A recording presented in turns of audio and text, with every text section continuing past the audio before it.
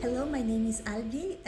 I'm a game developer from Guatemala. I'm a programmer, but as an indie game developer, I wear many hats. I do production, I do asset integration, programming, QA, and I reply on social media, so I do lots of stuff. So when I was little, computers weren't as common as they are now in the 90s, for example. So I was fascinated by computers and how they work. For example, when I was a teenager, I played a lot of The Sims and Age of Empires, so I developed a keen interest for management and strategy games. Decided that I wanted to find out how to develop the games and how they were created, and then I studied computer science in college. For our graduation project, I was a bit disappointed because I didn't see how I could create games from Guatemala.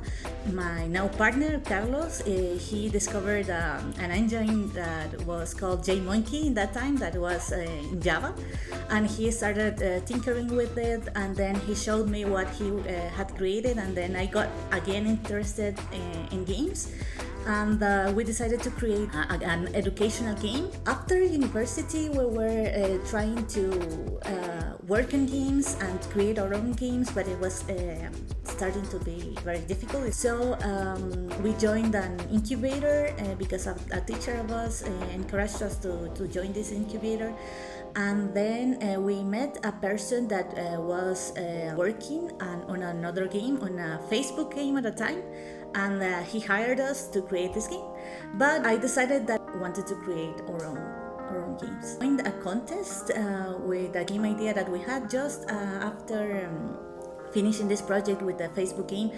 We got second place in that contest and received an amount of money that allowed us to start our own company, to start with the legal stuff and start creating the corporation and doing that kind of thing. We started to make the game. The game did very well. It's called Nanuleo. It's a mobile game that we released for Google Play Store.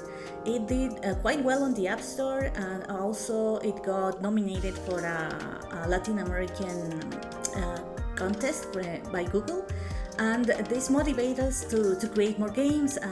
But the second game, it was a total failure, so we were really encouraged by our previous game for the success of it. But then, and we thought we had everything figured out. It was very difficult at the time. We had to take a side job. We finished a prototype that we started pitching. Yeah, that was another another big story, but because at the beginning we didn't know how to pitch a game, so we were distributing the build and sending an email like in cold to the publishers. I was lucky to have a friend, Gwen Foster, that I met through Global Game Jam, and she basically taught me how to prepare a pitch presentation. And then when I learned how to do the pitch presentation, we were fortunate to be picked by Wings, and they were interested in our game, and we started conversations with them. We were fortunate to get the funding from them. We hired freelancers. We complemented everything with little freelancing jobs and doing by ourselves the rest of the things. What's more difficult for us was marketing the game. I think it's a difficult genre to market, like strategy and management, if you are starting, especially, even though we had a previous game that was successful on mobile, doing what it was like a different time, and it was a different platform, and players expected something different, and it was a different game. So we struggle a lot with that, and also because you don't control like a single character, but you have like this many robots working on screen, is like difficult to focus on something and to show players what's happening. And also because the game is different, because we wanted to create a different game with different mechanics, it was difficult to communicate what was happening. We decided that we wanted to do the game for PC and for mobile, for both. And we finished the PC version, and fortunately we got support from Google to do the mobile port. And surprisingly, or not surprisingly, it did better on mobile than on PC, because our previous experience with mobile We have like very different reactions. So there are players that like it a lot, that say that the game is cute, that the game is interesting, that is something new, and that they like it, and they had positive comments about it, that is something different, that is something fresh. In our country, game development is still starting, but we've learned a lot.